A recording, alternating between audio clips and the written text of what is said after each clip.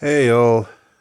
So I've been doing a lot of current affairs videos lately, and that's all well and good as long as the video maker has something to offer on the subject that's unique, and I don't generally create a video or record a video unless I think I'm relating something that bringing something new to the table, the proverbial table.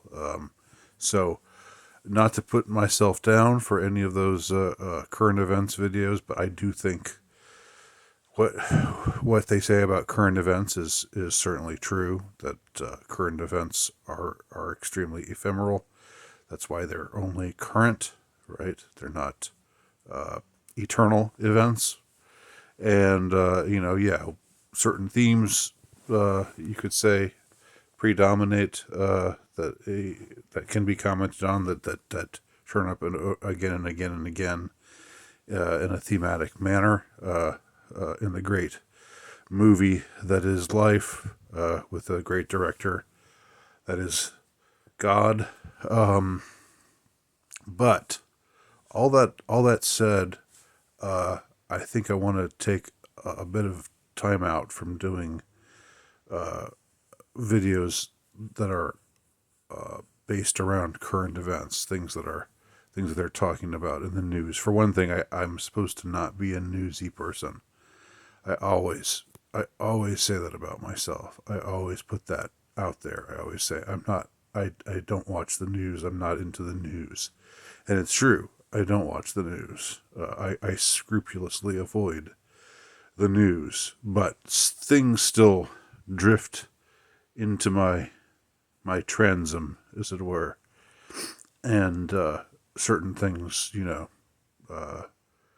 stick in my craw, and I need to talk about them or discuss them or ask this question or make this observation about it.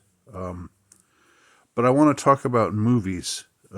Maybe I'm going to talk about a particular movie in this video after this long preamble that you've suffered through.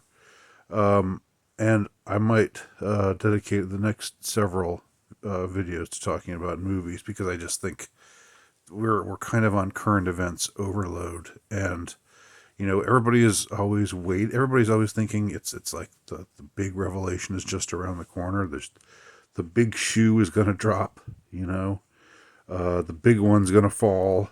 But that's not a very good metaphor to use right now. That's a rather ominous metaphor to use right now, I should say.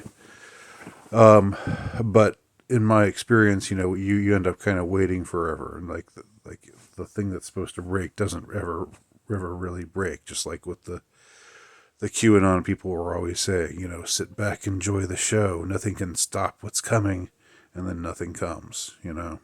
It's sort of that way a lot, and it's annoying, and one gets the sense that one's getting, you know, addicted. Well, it's like they're getting you hooked. Promising some big resolution and building it up and building it up and building it up, and it ends up just being an onion that peels and peels and peels and nothing. And there's no center, there's no core, there's no nothing. But I want to talk about a movie today, 4 minutes into this video.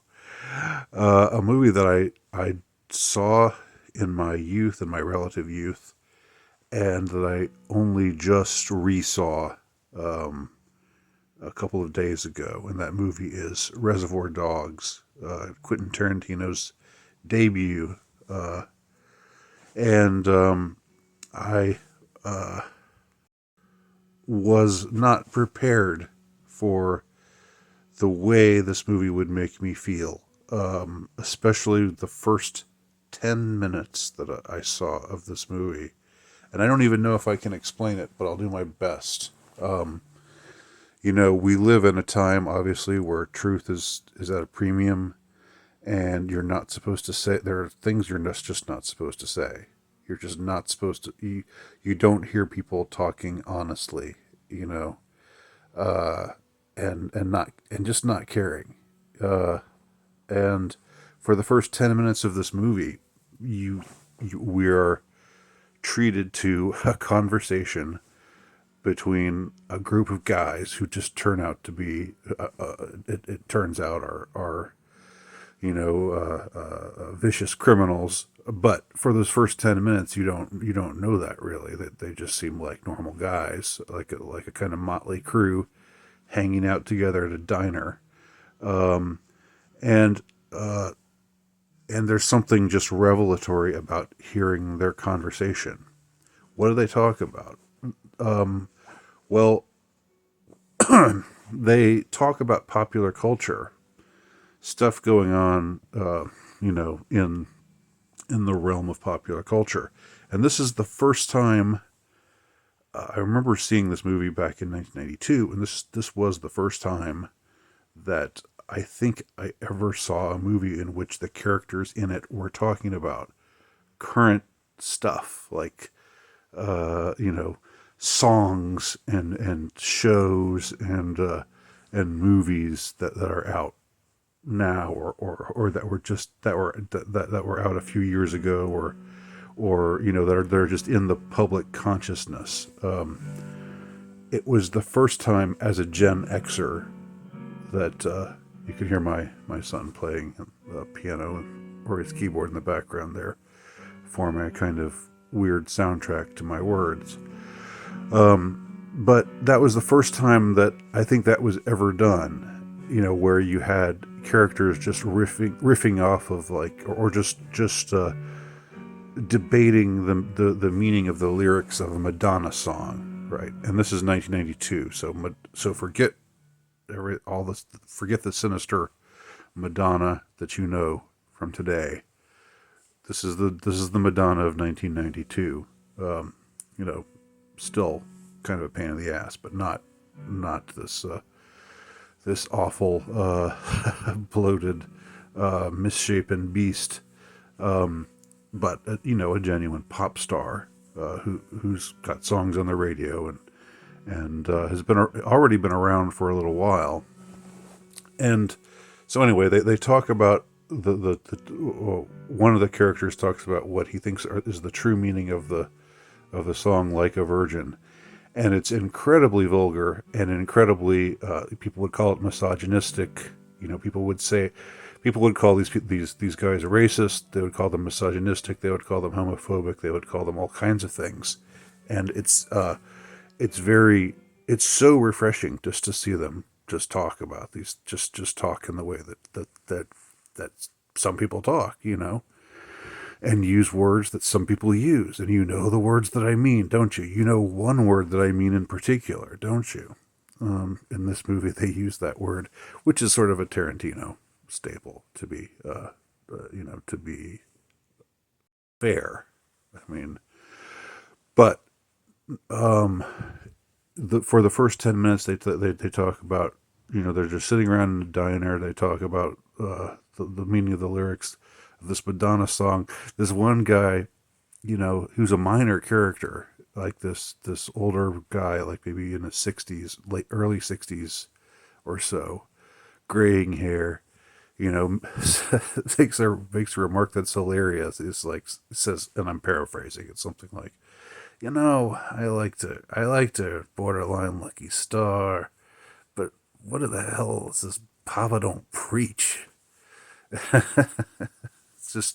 It's just not, it's like not the kind of thing you would expect to hear from a guy who looked like that. But it's the truth. People who, and as I get older, I become more aware that if I'm aware of something, if I know a song that's trending, that's on the radio, and I sing it to my kids, they're like, "How do you know that song?" You're an old guy. You're not supposed to know that, but I mean, it's one of those things.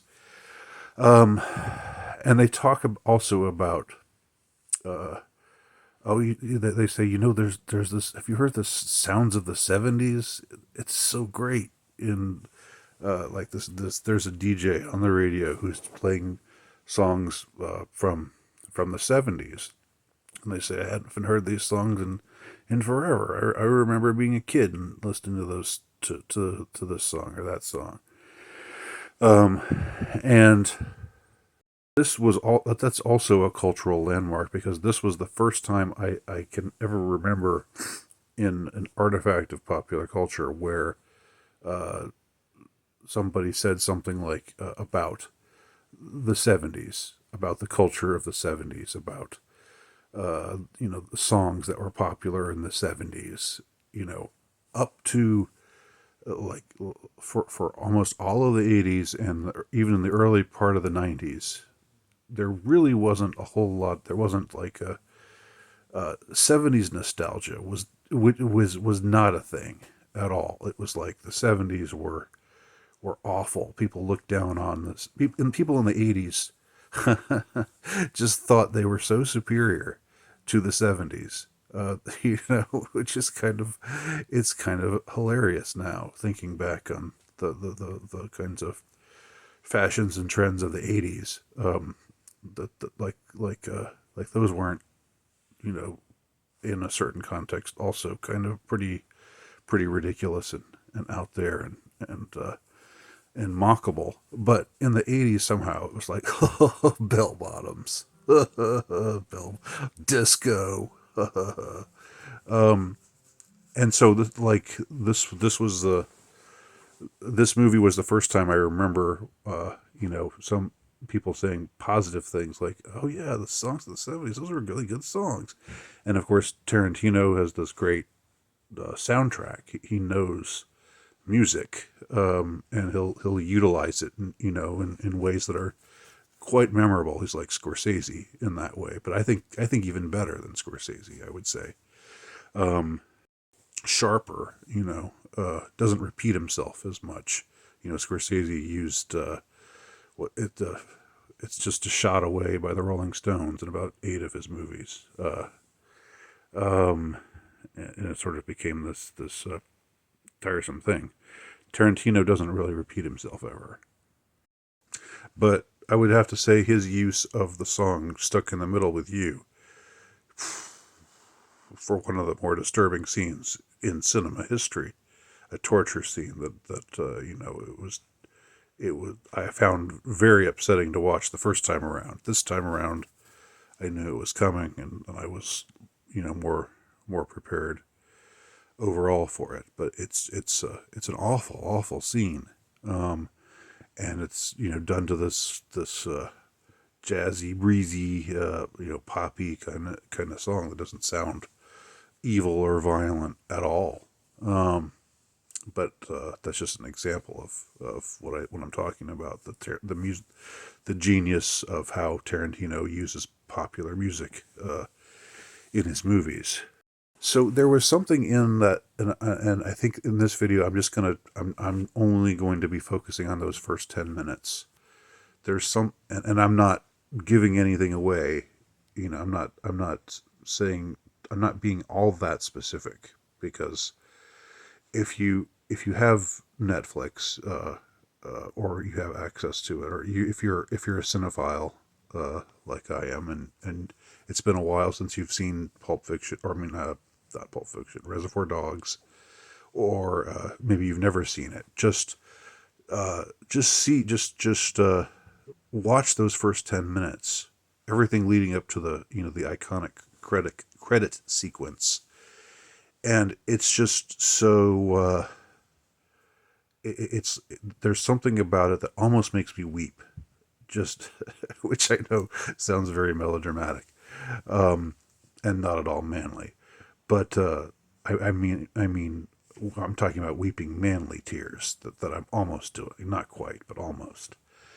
And the reason for that is that I miss, I hate this woke shit so much.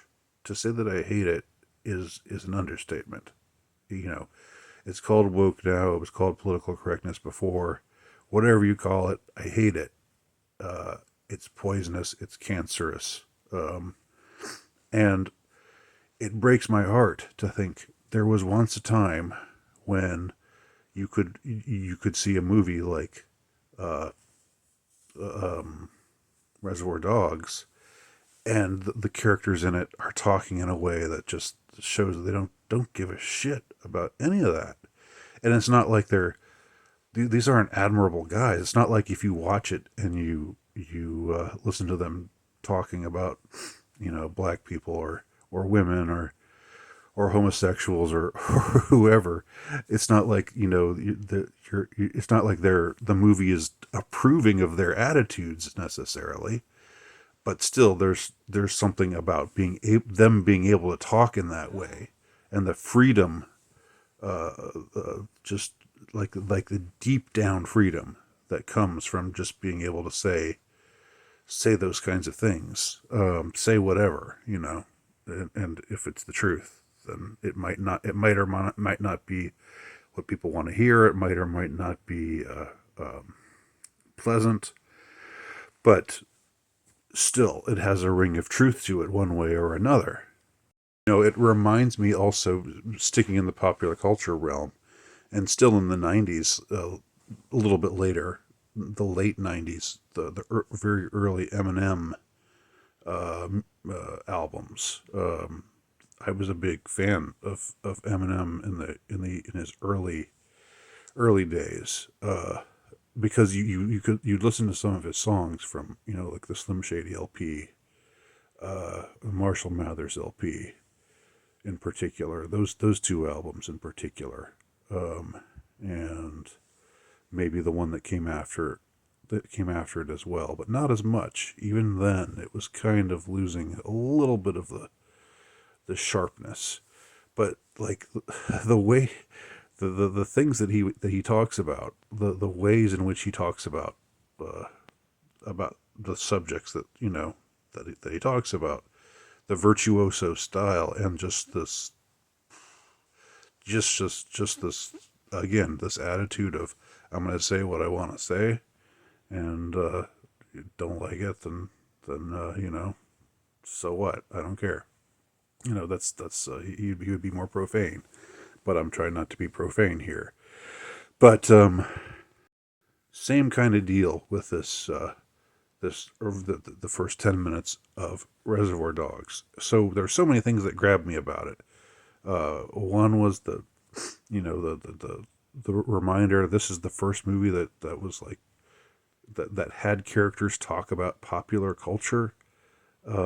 And later, when we find out that these are thugs and killers and thieves and gangsters and stuff,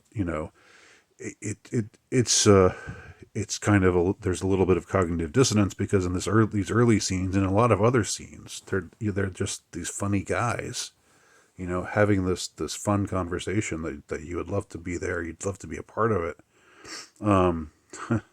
So that's all. That's one thing that grabs me about it. Also, the fact that it was the first movie that or the first document of popular culture that self-referentially talks about popular culture in this way, in a way that, sort of shows these guys who aren't all that glamorous, even though they all wear suits and stuff. So that's kind of interesting. But it shows these guys who are sort of ordinary, regular guys in a way, not supposed to be movie star types, even though a few of the characters are, semi-movie stars, like Harvey Keitel, and young Tim Roth, and also young Steve Buscemi. That's another thing that's striking about this. Young Steve Buscemi really wasn't that creepy looking. He was okay. He was fine. He was an ordinary looking guy. It's like as the years went on, he got more and more of this creepy look to him. But in this movie, he's just sort of an ordinary looking guy. Not handsome, but not hideous either.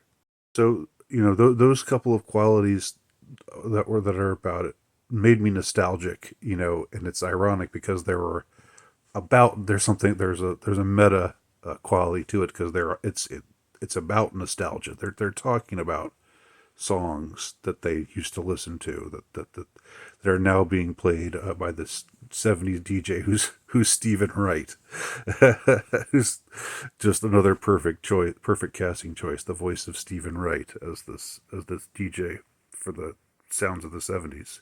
Last and definitely not least, and last but most, it's just the total absence of any wokitude, of anything even resembling wokitude in the way these characters talk to each other. And damn it, I want that back. I don't think that even today, even the anti-woke people, even Tarantino, I don't think he would have his characters talk this way today, and it's a damn shame. So there, it shows how much this cancer has spread. So those are my thoughts on the first 10 minutes. 20 minutes plus of me talking about the first 10 minutes of Quentin Tarantino's debut film, Reservoir Dogs. Thanks for watching.